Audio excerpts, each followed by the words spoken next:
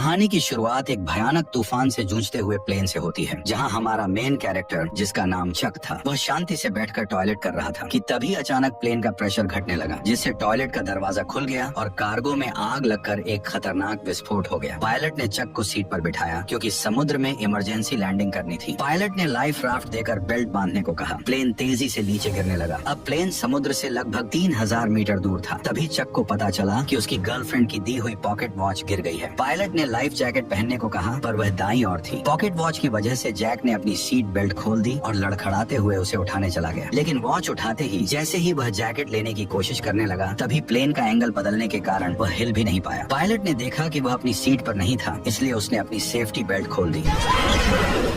तेज झटकों से पायलट बुरी तरह घायल हो गया। पायलट ने प्लेन को समुद्र की सतह पर धीमी गति से टच कराया, लेकिन गलत लैंडिंग से पानी केबिन में भर गया। सेफ्टी बेल्ट न बंधे होने की वजह से चक की जान बच गई। तभी अचानक प्लेन का ऊपरी हिस्सा फट पड़ा और समुद्र का पानी प्लेन के अंदर भरने लगा। लेकिन किस्मत से चक के हाथ में इन्फ्लेटेबल राफ्ट था, पर जैसे ही उसने उसे खोला, तभी अचानक राफ्ट से जुड़ा हुआ हिस्सा प्लेन में फंस गया। डूबता हुआ एरोप्लेन चक को राफ्ट के साथ नीचे खींचने लगा, पर चक की किस्मत अच्छी थी क्योंकि राफ्ट से जुड़ी हुई रस्सी अचानक टूट गई और इस तरह लाइफ राफ्ट ने उसे खींचते हुए मौत के मुंह से बाहर निकाल लिया। आखिरकार चक सही सलामत समुद्र की सतह तक पहुंच गया। उसने अपनी पूरी ताकत लगाकर राफ्ट पर चढ़ने की कोशिश की और मरते दम तक राफ्ट के किनारे को कसकर पकड़े रहा, लेकिन वह धीरे धीरे उस इंजन की ओर बहने लगा जो अभी भी चल रहा था। पीछे खतरा देखकर उसने तुरंत आंखें बंद कर ली। तभी इंजन में आग लग गई और विस्फोट की लहर ने उसे उछालकर फिर से समुद्र में गिरा दिया। पूरा प्लेन एक जोरदार ब्लास्ट के साथ धीरे धीरे समुद्र में डूब गया, लेकिन खतरा अभी टला नहीं था। चक को न केवल समुद्र की तेज आंधी तूफान का सामना करना पड़ा, बल्कि एक के बाद एक उठती विशाल लहरों को भी झेलना पड़ा। वह बस लाइफ राफ्ट की रस्सी को कसकर पकड़े रहा। इसी तरह पता नहीं कितनी देर बीत गई और अचानक लाइफ राफ्ट की हवा निकल गई। तेज चट्टानों ने उसे फाड़ दिया। इसका मतलब था कि वह आखिरकार किनारे पर पहुंच गया था। वो अपनी आखिरी ताकत जुटाकर लाइफ राफ्ट को घसीटते हुए किनारे तक लाया। अगली सुबह जब धूप उसके चेहरे पर पड़ी, तब उसे महसूस हुआ कि वह जिंदा है और छोटे से आइलैंड पर बहकर आ गया है। लेकिन मौत के मुंह से बच निकलने के बाद भी उसे कोई राहत नहीं मिली, क्योंकि वह नहीं जानता था कि इस अनजान जगह पर उसे कौन कौन सी खतरनाक चीजों का सामना करना पड़ेगा। वह चलते चलते प्लेन से बिखरी हुई चीजें उठाता गया और आइलैंड के अंदर अपने ही जैसे लोगों की खोज शुरू कर दी। लेकिन जब उसने चारों ओर नजर डाली, तो उसका स्वागत केवल कभी खत्म न होने वाले सन्नाटे ने किया। इससे ये साफ था कि वो एक ऐसे आइलैंड पर फंस चुका था जो दुनिया के नक्शे पर भी नहीं था।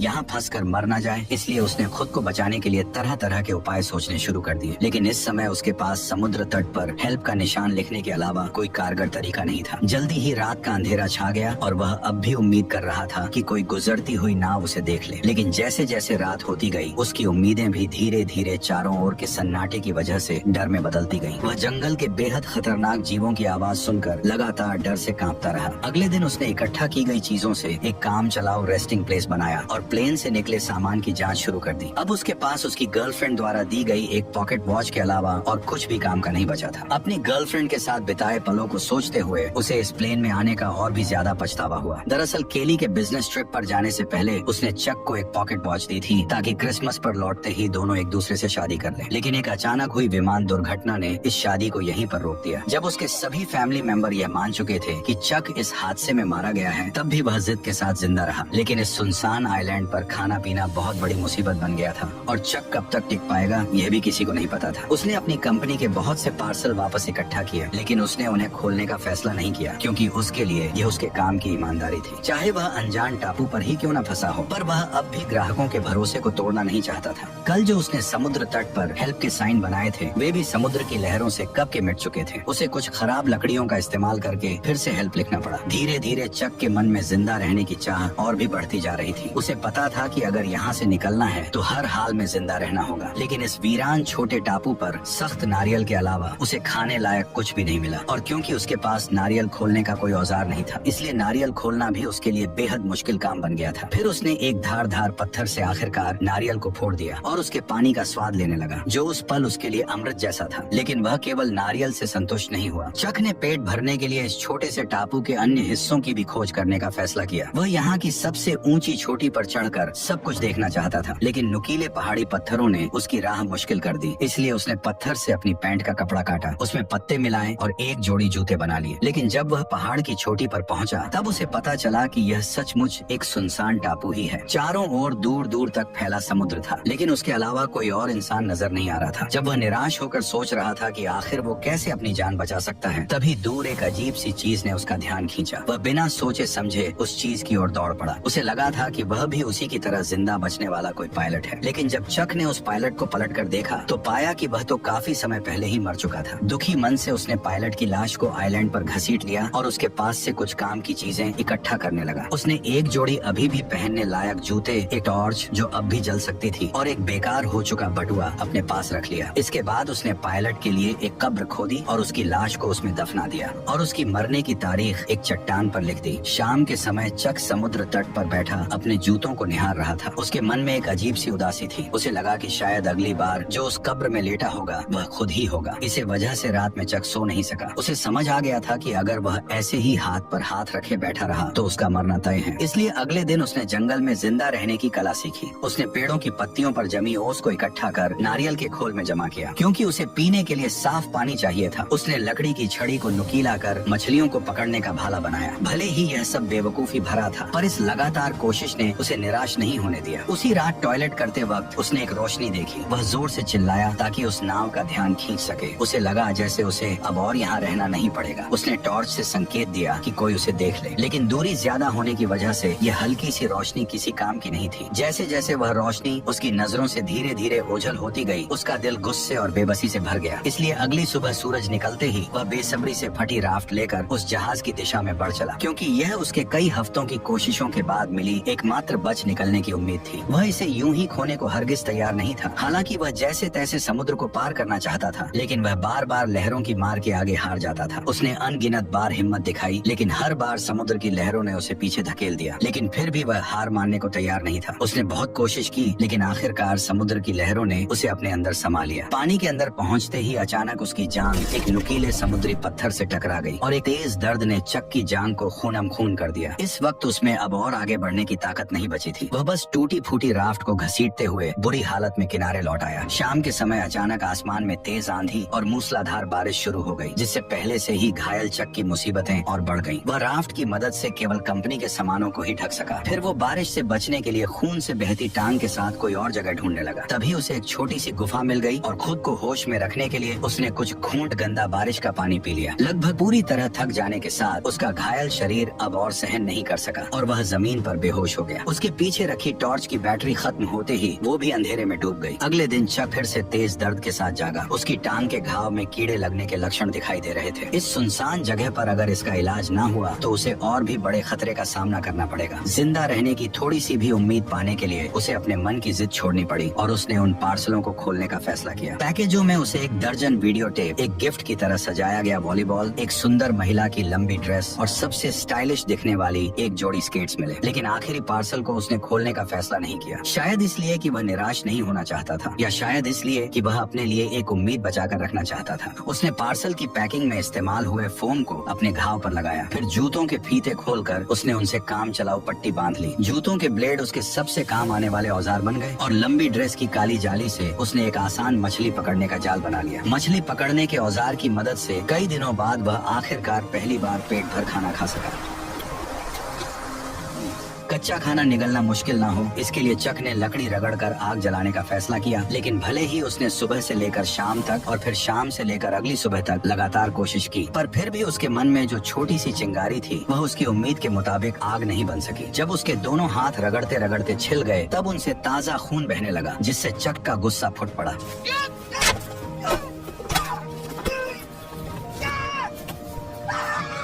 आइलैंड की मुश्किल जिंदगी और पुरानी चोटों ने उसे पूरी तरह तोड़ दिया था। चक ने किनारे बैठकर अपने घावों को पानी से साफ किया और तेज दर्द ने उसे परेशानी का एहसास फिर से करा दिया। अब उसके लिए जिंदा रहना एक ऐसा सवाल था जिससे वह भाग नहीं सकता था। अभी अभी गुस्से में फेंकी गई वॉलीबॉल उसके पैरों के पास पड़ी थी, जिस पर उसकी ताजा लाल हथेली की छाप बहुत ही चमकदार दिख रही थी। तभी उसके दिमाग में एक अजीब ख्याल आया। उसने अपनी लार से हथेली के निशान पर 2 आंखें और ऊपर हल्की सी मुस्कान बना दी। अब वह वॉलीबॉल एक इंसान के चेहरे जैसी लगने लगी। लगी थी। शायद बहुत ज्यादा अकेले रहने के कारण उसने तय किया कि वो इस चेहरे को अपना दोस्त बना लेगा। उसने वॉलीबॉल का नाम विल्सन रखा और उसे अपने पास रख लिया ताकि वह उसकी जिंदगी में उसका साथ दे सके। यह दृश्य थोड़ा अजीब जरूर था, लेकिन कम से कम उसे अकेला होना महसूस नहीं हुआ। विल्सन की निगरानी में चक को जैसे फिर से पूरी ताकत मिल गई। जैसे जैसे वह तेजी से लकड़ी को घिसता गया, लकड़ी के टुकड़ों के बीच सचमुच चिंगारी निकल आई। जलती आग को देखकर चक बहुत खुश हो गया, जैसे उसने कोई बड़ी जंग जीत ली हो। यह आग उसके लिए खाना पकाने की अच्छी स्कीम होने के साथ अपने यहाँ होने का सिग्नल भेजने की भी अच्छी जुगाड़ थी। रात में वह खाते हुए विल्सन से अपनी हालत पर बात करता है। उसकी कैलकुलेशन के हिसाब से वह अब लगभग 4000 मील से भी अधिक दूर निकल आया था। यानी अगर वह चाहे कि कोई उसे ढूंढ ले तो उसके मिलने की संभावना लगभग नामुमकिन थी। लेकिन अब चक के पास कोई रास्ता नहीं था। वह बस खुद को मजबूत कर जिंदा रहने की कोशिश करता रहा। कच्चा खाना खाने और गंदगी से उसके खराब दांत सूजकर इन्फेक्टेड हो गए। आखिरकार असहनीय दर्द के कारण उसने ठान लिया कि वह अपने दांत को निकाल देगा। उसने एक हाथ में स्केट वाली छुरी दांत पर टिकाई और दूसरे हाथ में पत्थर लिया। उसने सोचा कि लंबे दर्द से बेहतर है एक बार का दर्द। फिर उसने जोर से वार कर दिया।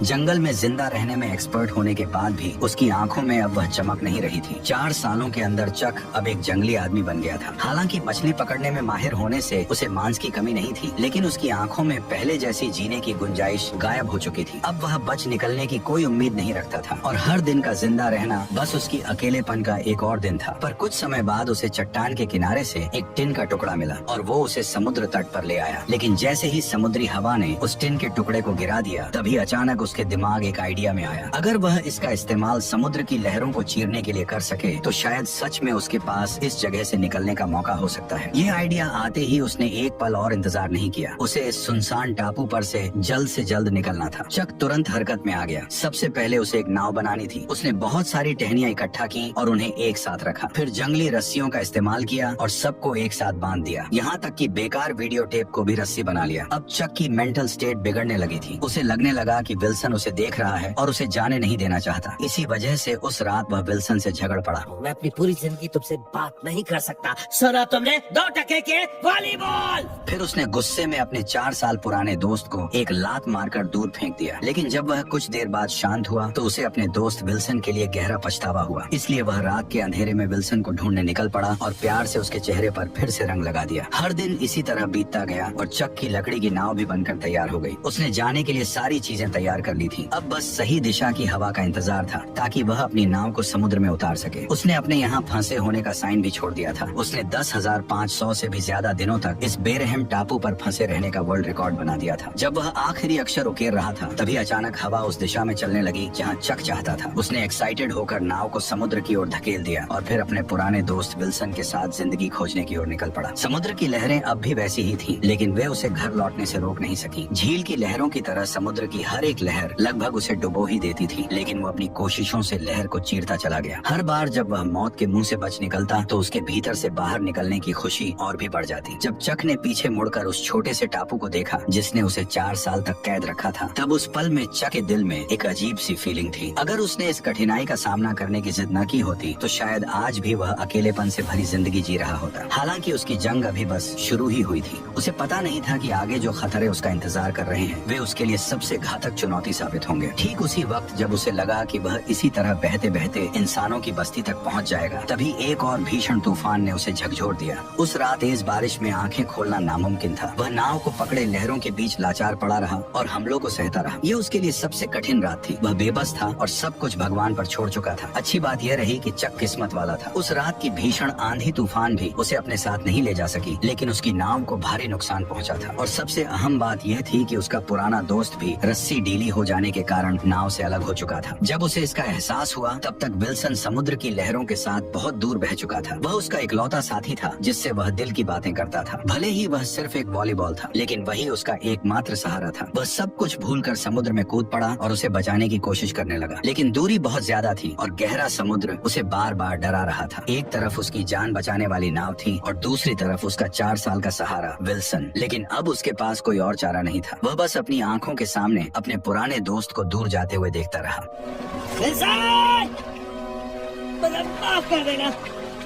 इस तरह उसने अपना इकलौता दोस्त खो दिया और एक बार फिर अकेलापन और बेबसी ने उसे पूरी तरह घेर लिया। लगभग पूरी तरह से टूट चुकी लकड़ी की नाव को देखते हुए और चारों ओर फैले समुद्र को निहारते हुए इस पल चक को बहुत अच्छी तरह समझ आ गया कि वह अब कभी भी अपने घर वापस नहीं जा सकेगा। जिस वजह से जो उसके भीतर जीने की इच्छा अभी अभी जगी थी वह पूरी तरह टूट गई। आखिरकार उसने नाव का चप्पू भी फेंक दिया और तय कर लिया कि अब वह बस चुपचाप इंतजार करेगा कि समुद्र जल्द से जल्द उसे निगल जाए। ठीक उसी समय जब चक ने मौत का सामना करने के लिए खुद को तैयार किया, तभी एक ऐसी सीटी की आवाज गूंज उठी जिसे उसने सिर्फ अपने सपनों में ही सुना था। वह उम्मीद खोए हुए अपनी आखिरी ताकत जुटाकर मुड़ा और देखा कि एक विशाल मालवाहक जहाज उसके सामने तैर रहा था। तभी जहाज में मौजूद सभी लोगों ने चक को भी देख लिया और इस तरह कई सालों की कठिनाइयों के बाद चक आखिरकार फिर से प्लेन में बैठकर अपने घर लौट आया। उसकी सही सलामत जिंदा लौट आने की कहानी ने उसे पूरे शहर में मशहूर कर दिया। लेकिन चक को इन सब बातों से कोई फर्क नहीं पड़ता था। वह बस अपनी गर्लफ्रेंड से मिलना चाहता था जिसे उसने 4 साल से नहीं देखा था। लेकिन जब उसकी गर्लफ्रेंड की बजाय एक आदमी दरवाजा खोलकर सामने आया तो वह हैरान रह गया। उस आदमी ने चक से कहा,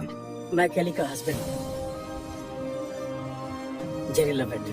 तब उसे पता चला कि जिसे वह याद करता रहा वह अब शादीशुदा थी और एक बच्चे की मां बन चुकी थी। केली का हस्बैंड चक को शांत करते हुए अपनी पत्नी का बचाव कर रहा था। शायद तुम्हें उसे थोड़ा और वक्त देना चाहिए। इतना कहकर वह वहाँ से चला गया। केली को रोते देख चक को उसकी हालत समझ आ गई। वह समझ गया उसकी कोई गलती नहीं थी। चक भी शायद वही करता। उस रात कंपनी ने स्वागत में समुद्री जानवरों की दावत दी। मेज पर रखी स्वादिष्ट मछलियाँ और बड़े केकड़े देखकर उस पल चक ने कुछ अजीब महसूस किया। उसके मन में उस आइलैंड की यादें थी क्योंकि टापू पर उबाऊ लगने वाले केकड़े और मछलियाँ यहाँ लजीज खाना बन गई थी। अगले दिन चक ने उस पार्सल को मंजिल तक पहुँचाया जिसे उसने टापू पर खोला नहीं था और एक थैंक्स लेटर भी दिया। उसने आभार जताया कि इसी पैकेज ने उसकी जान बचाई है। उस अजीब से पार्सल में क्या था जो इतने लंबे समय तक उसका साथी रहा, ये जानने के लिए उसने उसे कभी नहीं खोला। और इस तरह इस शानदार कहानी का अंत हो गया। तो अब तुम बताओ कि तुम्हें यह वीडियो कैसी लगी। अगर वीडियो पसंद आई हो तो मेरे चैनल पर जाकर और वीडियोस को भी जरूर चेक करो और कमेंट में बताओ कि अगली किस मूवी का एक्सप्लेनेशन देखना चाहते हो।